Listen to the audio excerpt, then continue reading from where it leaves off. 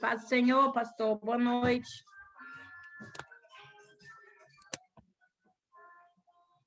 Não estou ouvindo.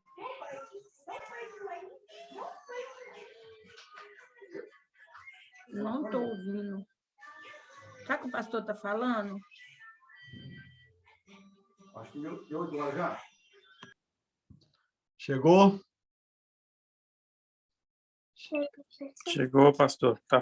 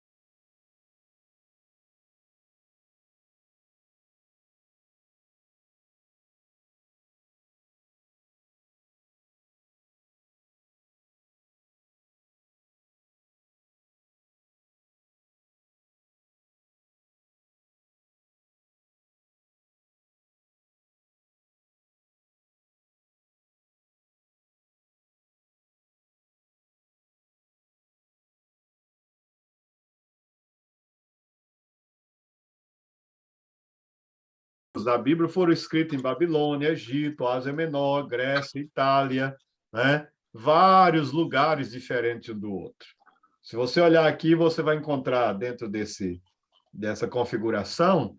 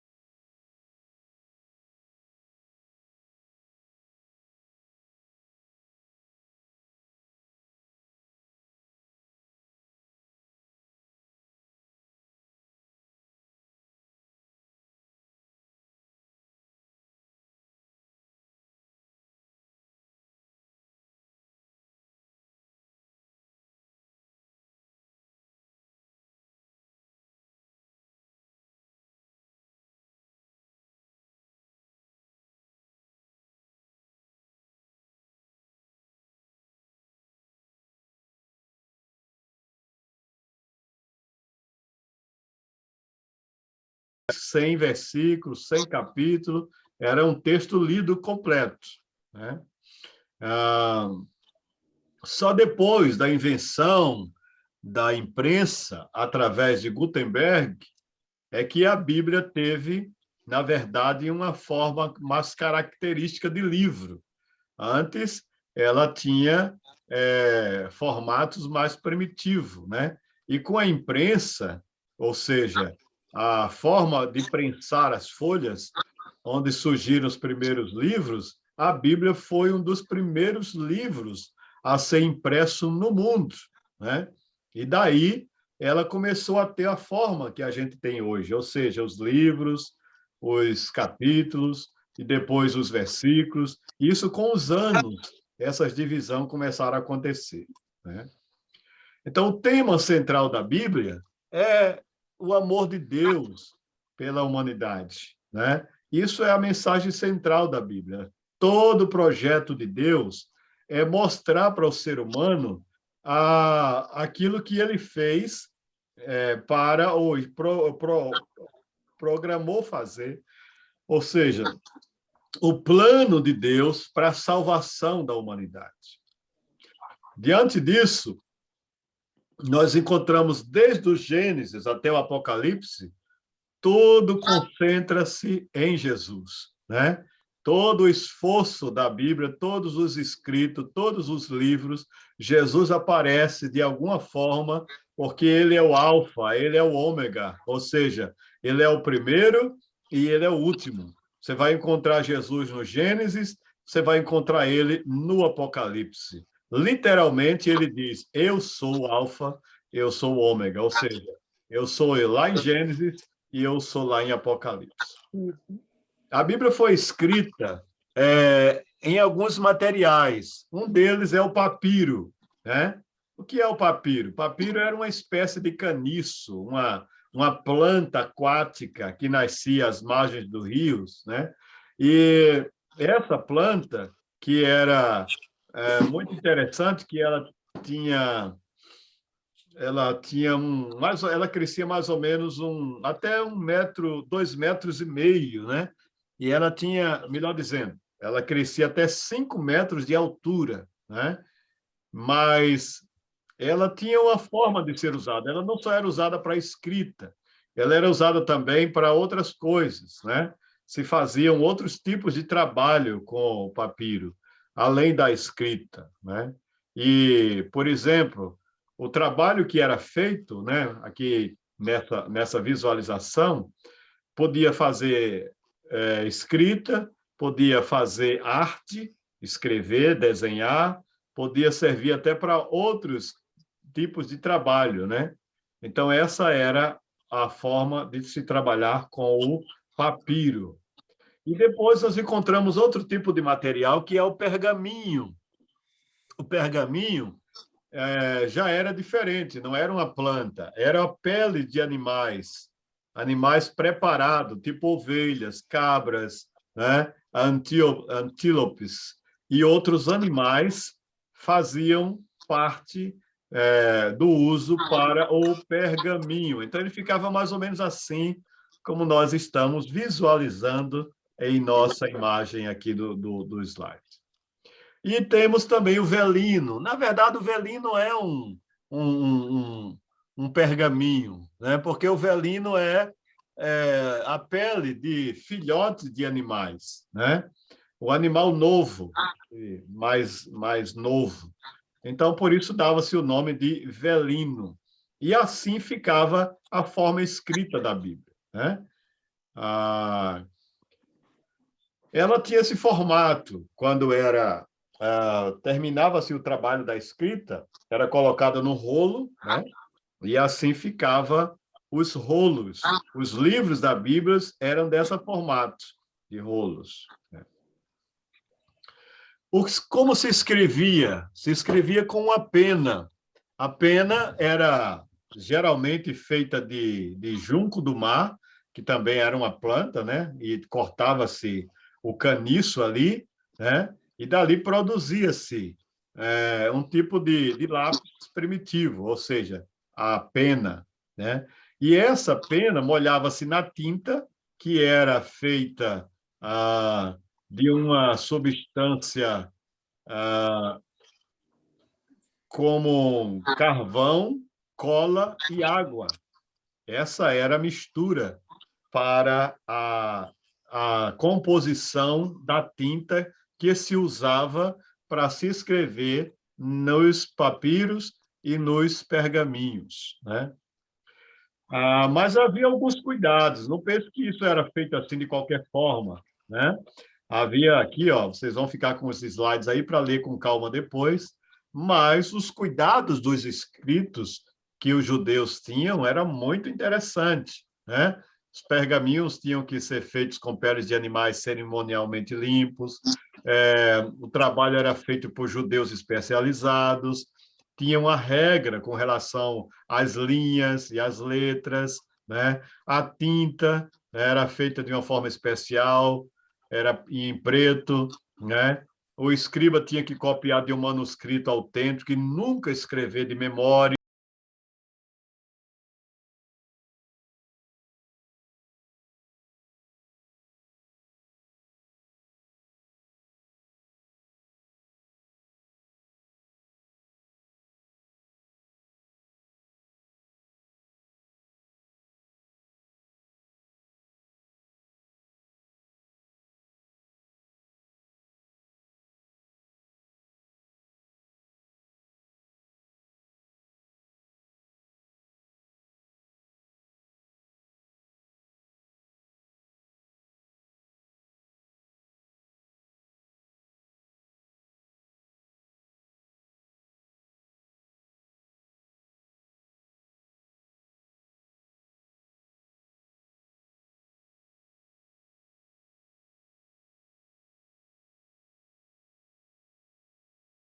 Como eu já falei, as línguas da Bíblia foram o hebraico, né? Essa escrita de 22 letras, o alfabeto hebraico é composto de 22 letras, aí depois foi acrescentado chamados massoréticos, né? Que são as chamadas consoantes, né? Ou melhor, as vogais, né? E foi escrito também alguns textos, pequenas partes da Bíblia, em aramaico, né? Bem pouca coisa. E o Novo Testamento foi escrito em grego. O Novo Testamento foi escrito em grego, chamado grego koiné, né? Então, a nossa Bíblia, tradução que a gente tem em português, ela vem de uma tradução lá do grego, né? O chamado grego koiné, que todo o Novo Testamento foi escrito, salvo algumas palavras ali que aparecem no Novo Testamento que, né, são em aramaico. No tempo de Jesus, o povo da Palestina, além de falar o aramaico em casa, usava o hebraico na leitura da Bíblia e o grego era usado no comércio e na política. Ou seja, 3 idiomas circulavam geralmente no uso do contexto da comunidade. Olha só que interessante, né? Essa tradução grega, que a gente chama de Septuaginta, o Antigo Testamento sofreu a sua primeira tradução por causa do pedido do bibliotecário da Grécia.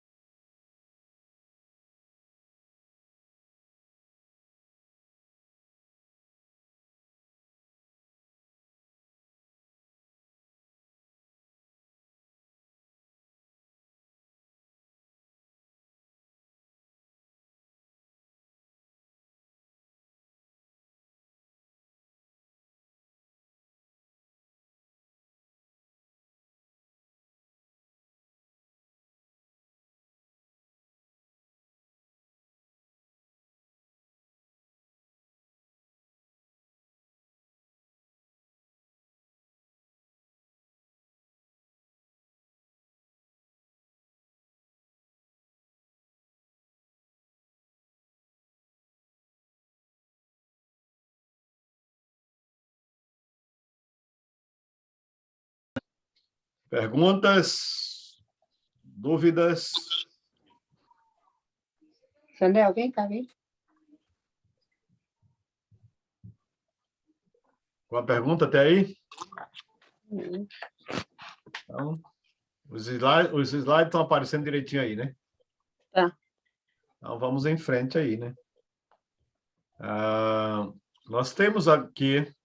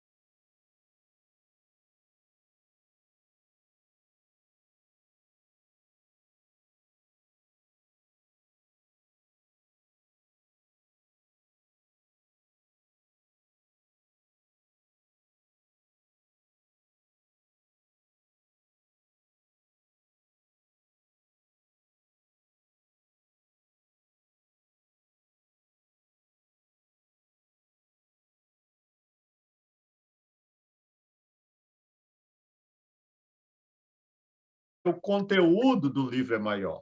De Oséias até Malaquias são chamados profetas menores, porque o conteúdo dos livros são menores, né? Então, nós temos 39 livros no Antigo Testamento, dividido em 5 partes: lei, histórico, poético, profetas maiores e profetas menores, né? Ok?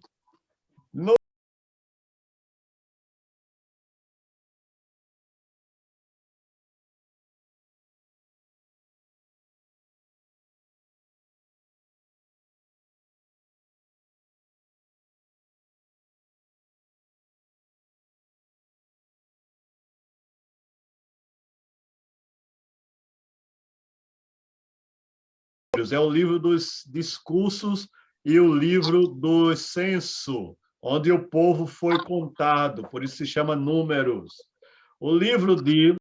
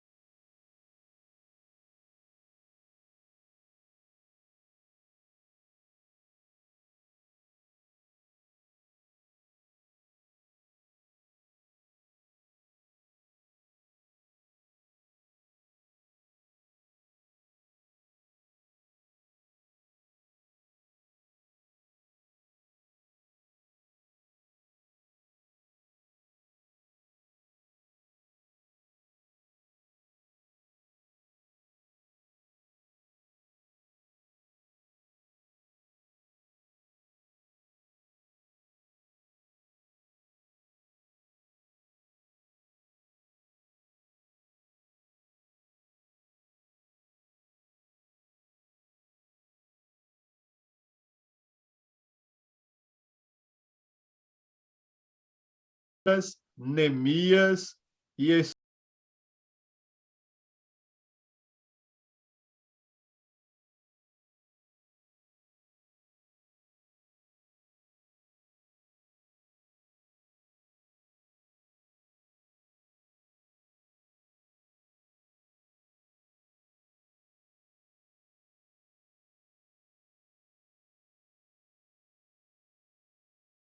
né? E a bênção que Deus dá a servos fiéis, né? Você vai encontrar os salmos de Davi, a maioria deles. Você vai encontrar também salmos de Asaf, salmo de Salomão, Moisés tem lá o Salmo 90. Você vai encontrar outras pessoas dentro do contexto dos salmos. Provérbios de Salomão, Eclesiastes também é um livro escrito por Salomão, e Cantares, ou Cântico dos Cantos, que é essa história de Salomão com essa jovem sunamita, esse amor roxo que ele tinha por essa menina, um negócio sério. Então, ele escreve esse livro que parece até uma coisa assim para maior de idade. Então, vigia, crente, quando lê aí Cantares de Salomão, né? Vamos para os profetas maiores. Nós temos Isaías, Jeremias, Lamentação de Jeremias, Ezequiel e Daniel. São todos aí dentro de um contexto pré-exílio e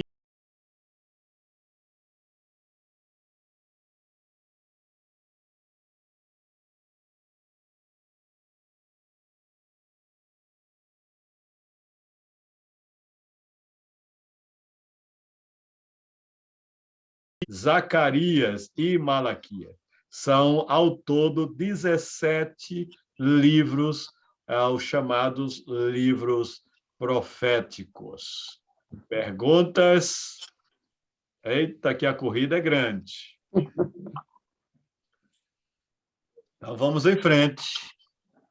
Que assunto é muito assunto para um...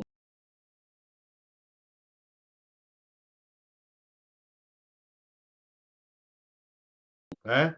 Vamos pensar agora no contexto do Novo Testamento. Tudo que a gente viu aí foi o Velho Testamento, 39 livros, No Novo Testamento, nós temos quantos livros? Quem lembra que eu disse? 27. 27. Então, 27 livros. Então, vamos lá dar uma olhada nesses 27 livros, né? 27 livros, 260 capítulos, 7.950 versículos. O livro central do Novo Testamento é 2 Tessalonicenses. A mensagem é Jesus voltará, veio e voltará. 27 livros, dividido em 5 partes também. Quais são as partes? Os evangelhos, um livro histórico, um livro profético, as epístolas paulinas e as epístolas gerais, né? Então, quando a gente analisa, e já falei que foi escrito em grego, grego koiné, né? Algumas palavras em aramaico, você vai encontrar aqui, ó.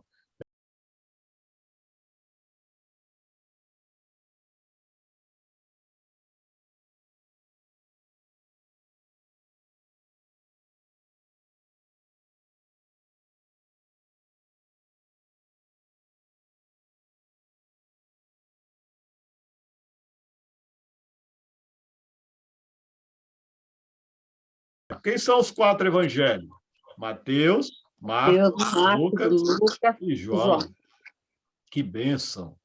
3 deles é chamado evangelhos sinóticos, Mateus, Marcos e Lucas. Por que sinótico? Porque são semelhantes, têm semelhança um com o outro, né? O livro histórico é o livro de Atos, é a história da igreja, né? Lá nas cartas, elas se dividem em cartas paulinas e em cartas gerais. Se a gente não contar Hebreus, as cartas paulinas são 13, né? Elas são Romanos, 1 Coríntios, 2 Coríntios, Gálatas, Efésios, Filipenses, Colossenses, 1 e 2 Tessalonicenses, 1 e 2 Timóteo, Tito e Filemon, né? Essas são as cartas de Paulo. Nós vamos encontrar as epístolas gerais, vamos contar com Hebreus,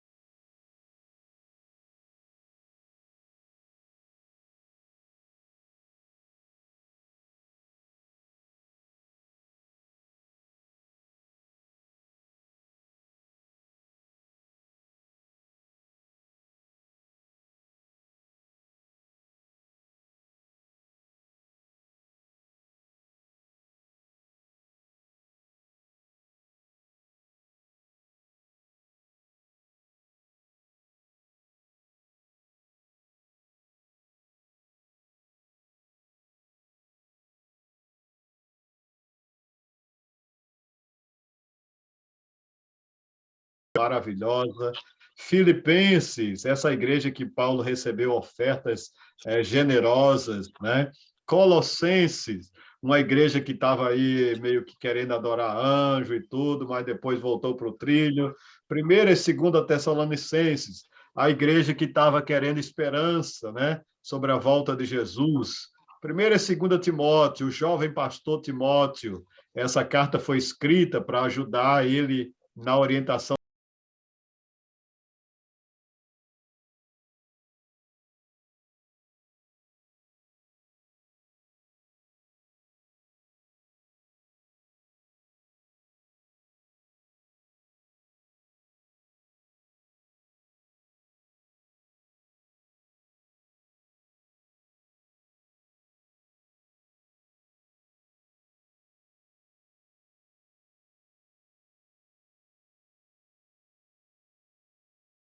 entrar em detalhe.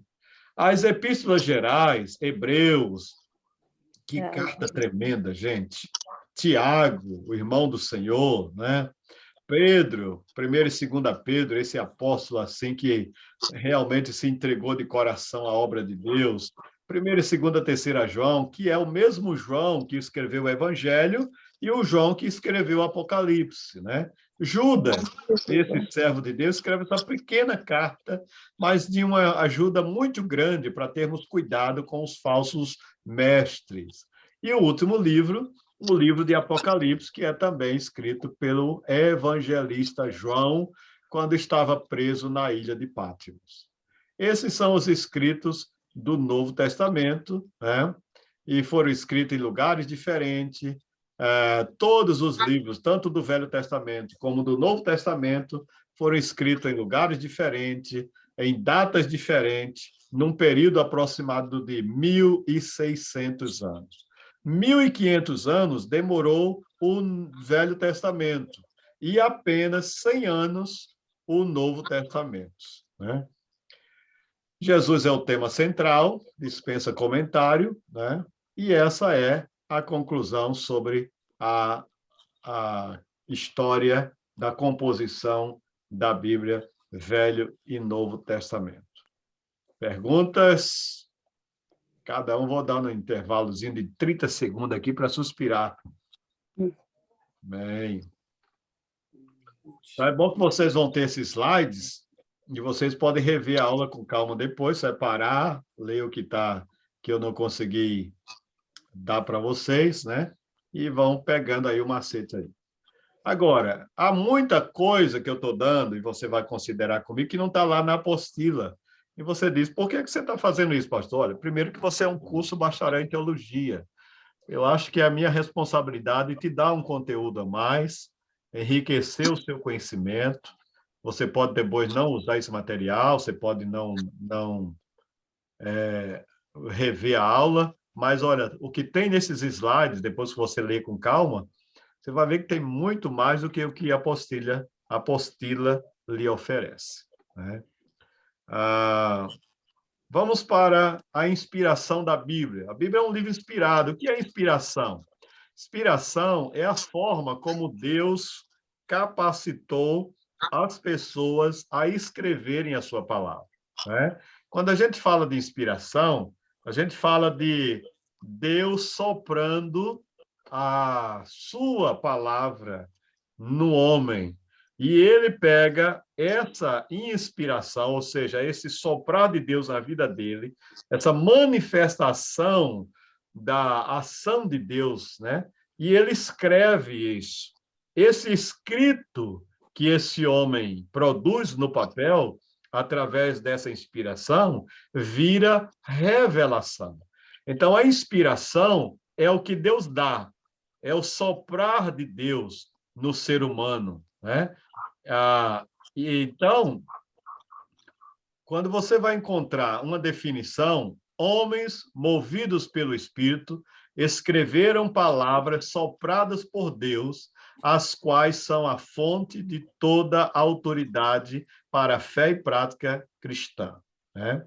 Então, essa é uma definição de inspiração. Ela vem através da ação divina, ela tem o homem, que é o objeto profético, e ela tem o material, que é o uso.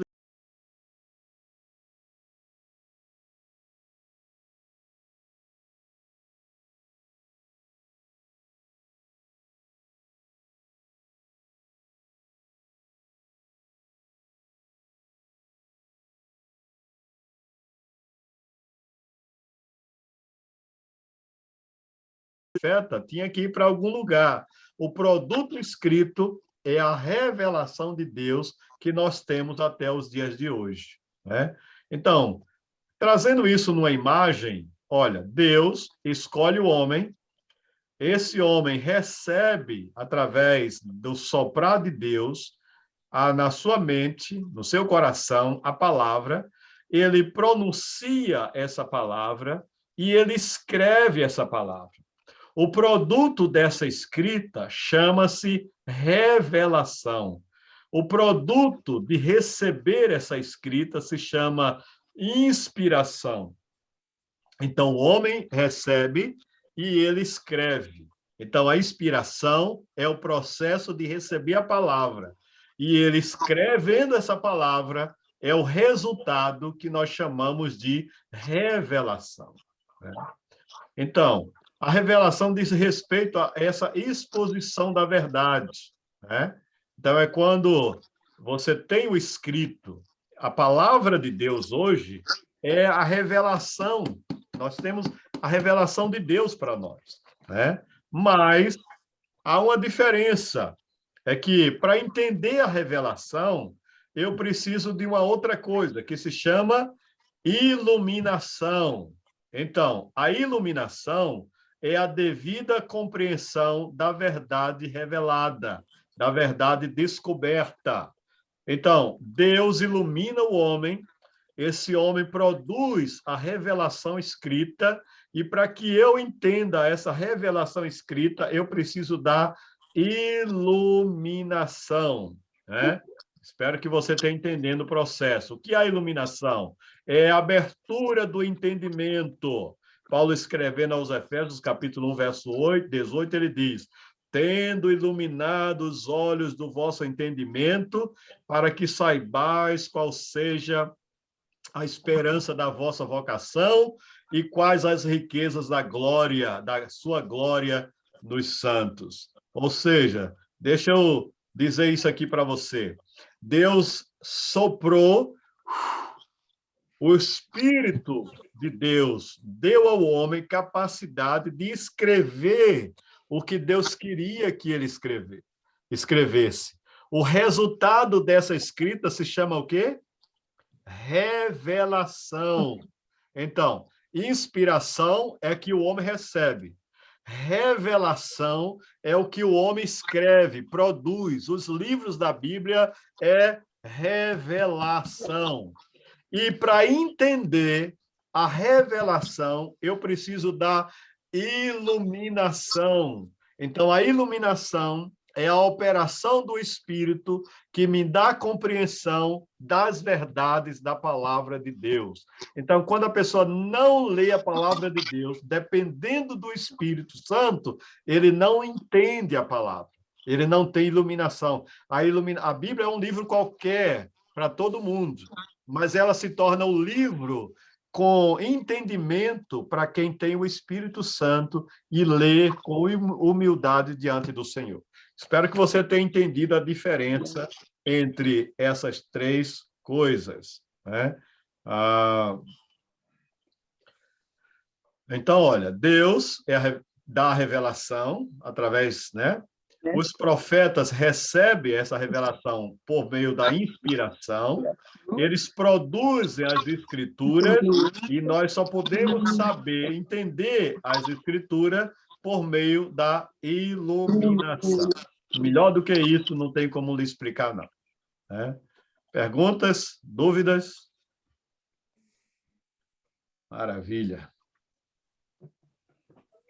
Então, esse material todo que foi produzido, que foi revelado por Deus e que foi colocado em livros, foi composto num período de 1.600 anos. E aí foi preciso formar o livro que nós temos hoje. Isso se chama cânon. Cânon é a composição de todos os livros inspirados. Os 66 livros da Bíblia que nós temos hoje são chamados livros inspirados, ou seja, livros canonizados, né? Para isso, para entender essa questão bem simples, quando você inclui um livro no cânon, implica aceitá-lo como possuidor, possuindo conhecida autoridade espiritual, né? Por isso que a Bíblia só tem 39 livros no Velho Testamento e 27 livros no Novo Testamento. Apesar de ter havido tantos escritos no Velho Testamento e tantos escritos no Novo Testamento, só esses foram considerados canonizados, né?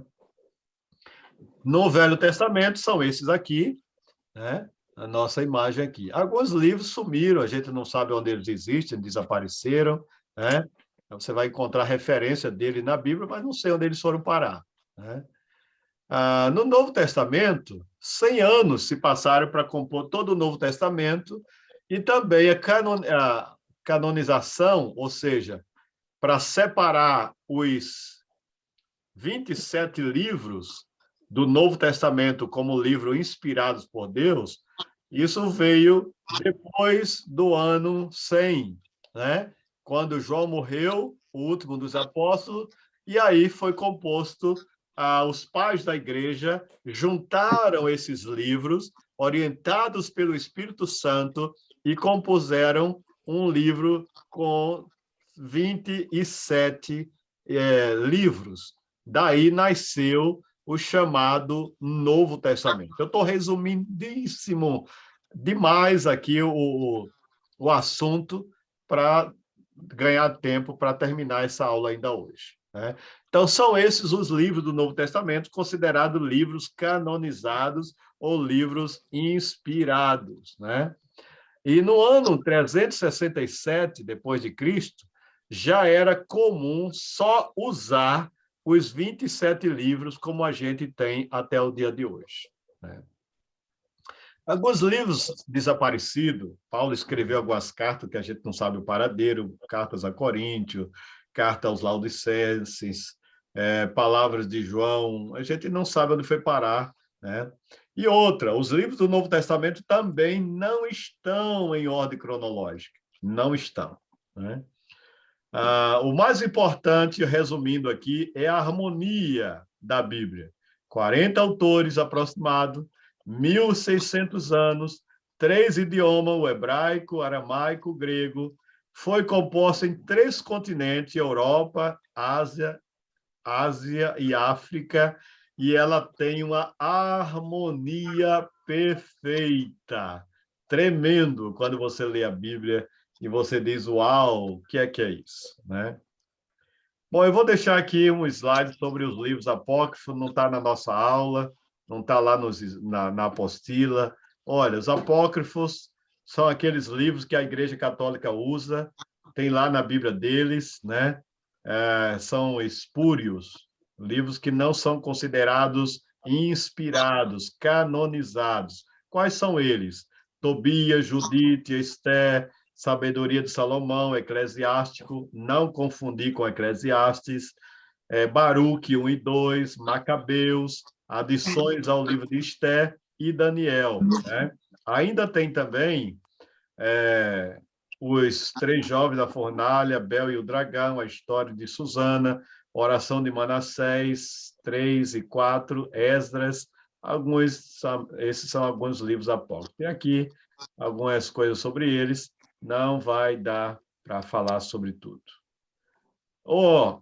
Aqui temos o capítulo sobre os manuscritos, versões e traduções das Escrituras, que também, hoje, a gente não tem mais os originais da Bíblia. Nenhum original existe hoje. Tudo que veio, com o decorrer dos anos, vieram através de cópias. Os manuscritos. Os manuscritos foram escritos de versão para versão, ou seja, os escribas pregavam aquele livro, escrevia o próximo, faziam as cópias, e assim foi o tempo. De forma que todas as traduções que nós temos da Bíblia até o dia de hoje, ela vem por causa dos manuscritos, diante dos anos, né? Esses manuscritos foram originalmente escritos em papiro e pergaminho, já falamos disso lá atrás, né? Em forma de códice e em forma de rolo, né? Eram assim os originais. Desses manuscritos primários vieram as primeiras versões da Bíblia, né? As primeiras versões da Bíblia chamavam-se Targums, que eram escritos ou paráfrases dos que os judeus escreviam, né? E aí depois veio a primeira versão traduzida, versão antiga, que é a chamada Septuaginta. A Septuaginta, né, Estou deixando aqui algumas informações. A Septuaginta foi a primeira tradução da Bíblia do hebraico para o grego, chamada Bíblia dos 70. Depois vocês leiam aqui com mais detalhe essa história, né? Na Septuaginta, encontra-se justamente uma exigência do bibliotecário de Alexandria para colocar ou acrescentar os livros lá na biblioteca, e ele aí acrescenta os apócrifos, né? Os livros apócrifos que estão na Bíblia Católica vieram também ser incluso através da Septuaginta, né? Mas ele não foi aprovado na Igreja de Cristo. E aí depois a Igreja Católica incluiu eles como chamado livros, fazendo parte da Igreja, né? Depois da versão em grego, nós tivemos as versões em latim, né? As versões latim, né? Principalmente uma das mais conhecidas versão chamadas versões latina, a chamada versão africana do norte, a versus ítalo e a antiga versão latina, e a Vulgata, que é a chamada Vulgata de Jerônimo, né? Vocês vão conhecer na história esse personagem aí. E outras versões também vieram, como as chamadas versões orientais. A Bíblia começou a ter traduzida para a língua dos egípcios, dos etíopes, né? Armênios, georgiana, né? E aí vieram traduções da Bíblia para o inglês, aí vieram para o alemão, né? Até que surgiu as chamadas versões em português. As versões em português começaram a surgir com pequenos textos, né? Um deles, o rei de Portugal, Dom Dinis, traduziu os primeiros 20 capítulos do livro de Gênesis. Depois, o rei Dom João I ordenou a tradução dos evangelhos, o livro de Atos, as epístolas de Paulo. Aí depois veio outro, a rainha Leonor, esposa de Dom João II, mandou publicar o livro Vida de Cristo, uma harmonia dos evangelhos, né? E mandou fazer os Atos e as epístolas universais. E assim começaram a surgir as versões em português. A primeira versão em português mesmo começou a ser composta por versão João Ferreira de Almeida. Almeida era um jovem convertido através de um folheto, né? Ele se converteu ao Evangelho e, com 16 anos, ele começou a traduzir a Bíblia, né? Para o português. O trabalho dele não ficou totalmente completo, foi complementado depois, mas hoje nós temos a chamada versão João Ferreira de Almeida. Então, todas as Bíblias em português vieram do gancho desse personagem. Esse camarada deu uma grande contribuição para as versões da língua portuguesa. É claro que as versões em português sofreram revisão. Lembra dessas Bíblias que a gente usa aqui, ó? Versão revista corrigida, versão revista atualizada. Significa dizer que elas sofreram uma revisão, né? E aí melhorou muito a qualidade, melhorou o texto. Depois vieram outras traduções brasileiras, a versão Figueiredo, a tradução brasileira, a versão de Roden, a versão de Matos Soares, muito usada na Igreja Católica, né? E tivemos algumas traduções da Bíblia também, né? Iniciadas desde 1917, traduções de Padre Matos Soares, baseada na Vulgata, revisão da tradução de Almeida, né? E traduções pelos monges da Bélgica. Essa edição, a chamada até editora Ave Maria, é muito usada também aí na Igreja Católica. Algumas Bíblias com traduções completas no Brasil, que depois a imprensa bíblica do Brasil investiu muito em Bíblia, a revisão da tradução de Almeida, né, foi publicada em 1967. Essa revisão segue os melhores manuscritos e, por isso, foi bem acolhida pelos estudiosos da Bíblia. ainda é, na verdade, um dos melhores textos para a gente confiar, né? Temos também uma outra Bíblia muito boa, chamada Bíblia de Jerusalém. É uma Bíblia católica, das edições paulinas, mas o texto dela é um texto muito bom para quem é estudante da Bíblia, né? A Bíblia na linguagem de hoje não achei muito boa. A Bíblia edições contemporâneas, tem várias versões de Bíblia aí, né? Hoje. Né? Então, não sei o que é que você acha, qual é a sua crítica sobre versões da Bíblia. Alguma pergunta? Alguém quer falar alguma coisa sobre Bíblia aí? Qual é a Bíblia que você usa aí? Pastor Marconi, só uma pergunta. Igual você falou, quando a Bíblia foi sendo feita cópias, na realidade, porque se a gente for basear por hoje as versões bíblicas que nós temos hoje, a gente já vê uma grande diferença, às vezes, em determinados textos bíblicos, por causa dessas linguagens mais atualizadas. Como a Bíblia ela veio sendo copiada ao longo do tempo, até ela está hoje aí nas nossas mãos, o senhor acha que ela sofreu muita alteração do texto original, realmente original, para o dia de hoje? Eu acho que não. Essa é uma das questões que a gente pode estar preocupado, mas se você pegar a Bíblia em qualquer lugar do mundo, onde você estiver ouvindo um sermão, você vai perceber que a mensagem é a mesma. Ou seja, o conteúdo da Bíblia é que é mais importante, e não a linguagem. A linguagem você vai se contextualizar. Por exemplo, a gente sabe que é perigoso. Numa Bíblia que eu não gostei foi aquela primeira versão da Bíblia na linguagem de hoje. Ela ficou muito pobre no português. Mas isso não significa dizer que o problema é a Bíblia. Não, os originais, você que é cuidadoso, o estudante da Bíblia, vai saber que a Bíblia, onde ela é pregada, as pessoas que pregam versão da Bíblia têm um conteúdo que é indiscutível. Eu posso ter uma versão em português com palavras diferentes numa linguagem, mas o conteúdo final daquilo ali, a ideia, não pode ser alterada. É isso que a gente tem que ter cuidado.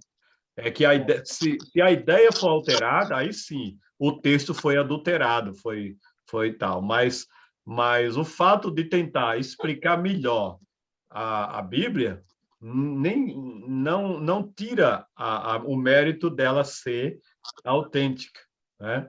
Então, é preocupante, claro, quando não há uma boa interpretação da Bíblia. Mas o ruim por exemplo, você vai em qualquer lugar do mundo, se for da Europa, tradução, se você faz a versão em inglês, você vai encontrar um conteúdo de qualidade, até dependendo do seu conhecimento intelectual. Você vai crescer mais, por causa o que eu diria assim, do sentido que o texto vai dar para você, que é uma pessoa mais conhecida, né? mais estudada, né? Mas a versão mais simples, ela foi dada justamente para pessoas que não desenvolvem uma capacidade intelectual para uma palavra mais difícil, foi colocada uma palavra mais fácil, né? Mas é preocupante que a gente também não exagere, né? Então, por isso que tem muita gente aí fiscalizando isso. Não pense que tem muitos bons mestres que estão olhando aí essas versões que estão saindo. Há algum tempo atrás saiu uma versão Dake. A primeira versão Dake saiu de linha, não sei se você soube disso, porque ela veio com algumas coisas que não bateu. A crítica dos caras que estudam a Bíblia condenaram, então tiraram ela do mercado. Então fizeram a revisão e botaram ela de volta. Então, isso é importante, a gente não perder essa aí. Certo. Bom, vamos aqui para os pré-finais, né, que a hora permite. Deixa eu ver aqui, nosso slide está nos sugerindo...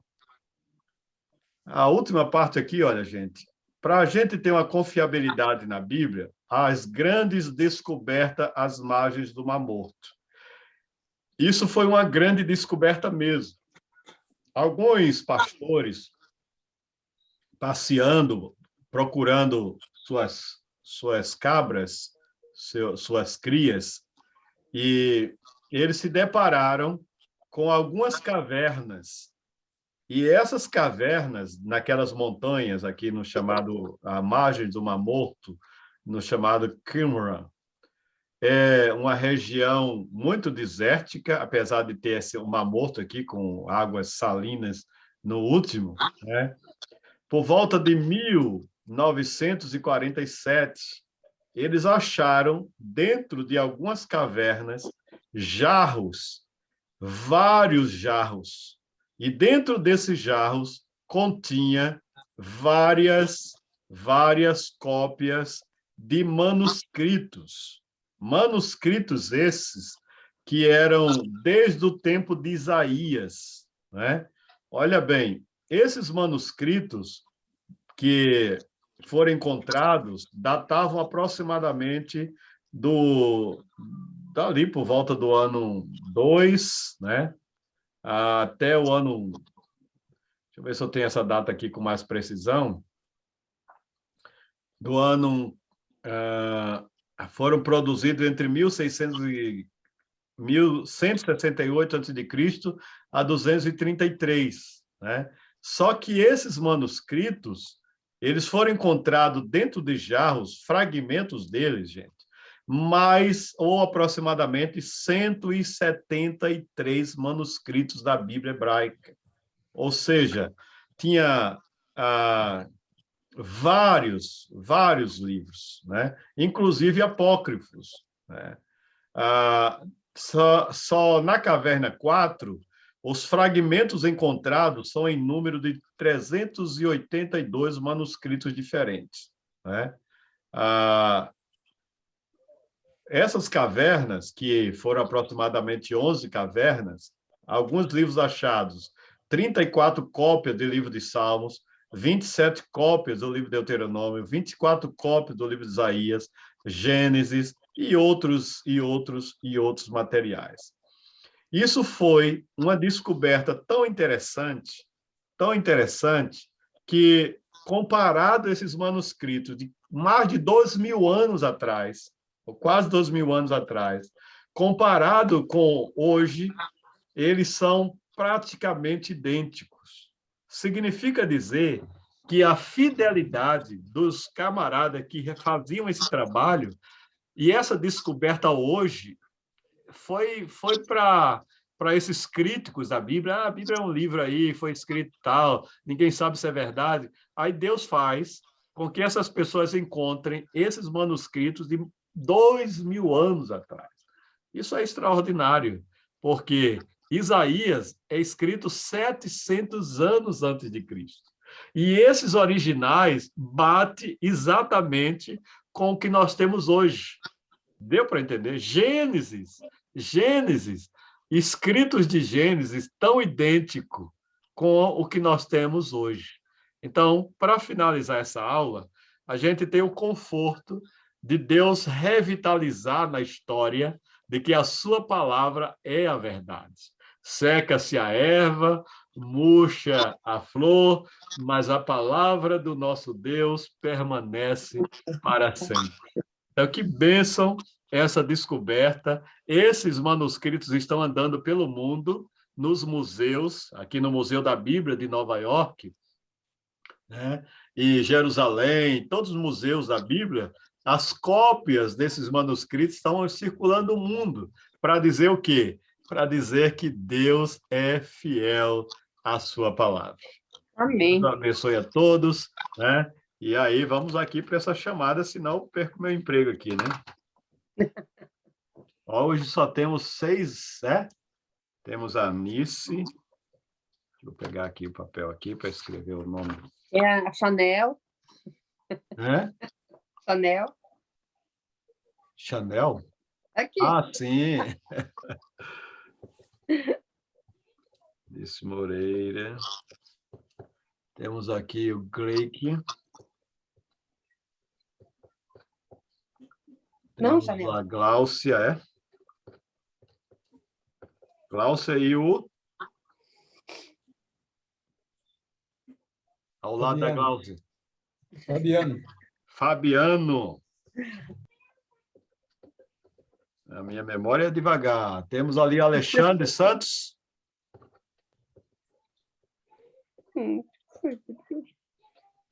É isso mesmo, gente boa? Ou é o nome fictício aí?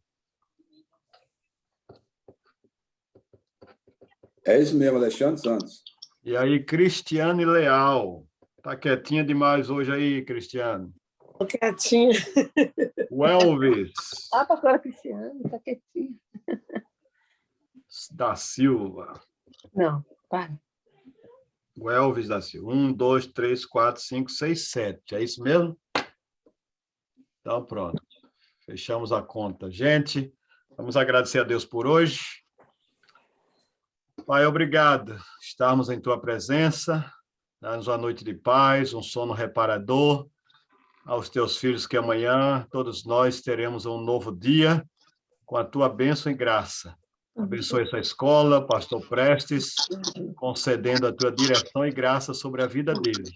Nós oramos, pedindo o teu entendimento e compreensão para a direção sobre essa escola. Oramos pelos alunos que não puderam estar conosco hoje, que eles possam, assistindo essa aula, também aprenderem mais do Senhor. Assim te agradecemos por tudo e despede-nos na tua bênção, em nome de Jesus. Amém. Amém. Deus abençoe a todos. Amém. Próxima aula pode ser que a gente vai até um pouquinho mais, mas essa deu para terminar nesse tempo hoje. Não, Beleza, pastor. Bênção. Na paz. pastor. Amém. Boa noite, com Deus.